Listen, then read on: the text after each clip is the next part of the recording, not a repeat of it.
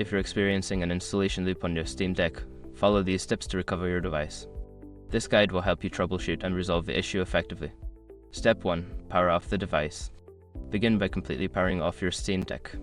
Press and hold the power button until the device shuts down. Wait for a few moments before proceeding to the next step. Step 2. Boot into recovery mode. To access recovery mode, press and hold the volume down button while pressing the power button. Continue holding the volume down button until the Steam logo appears, and you should see the recovery menu. Step 3. Select recovery options.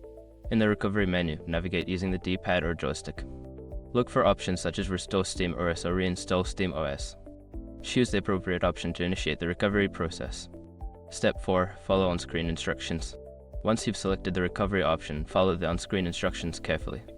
This may involve confirming your selection and waiting for the system to reinstall or restore SteamOS. Step 5. Restart the device. After the recovery process is complete, the system will prompt you to restart the device. Select the restart option and allow your Steam Deck to reboot. Check if the installation loop issue has been resolved. If you follow these steps, you should be able to recover your Steam Deck from the installation loop. If problems persist, consider reaching out to Steam support for further assistance.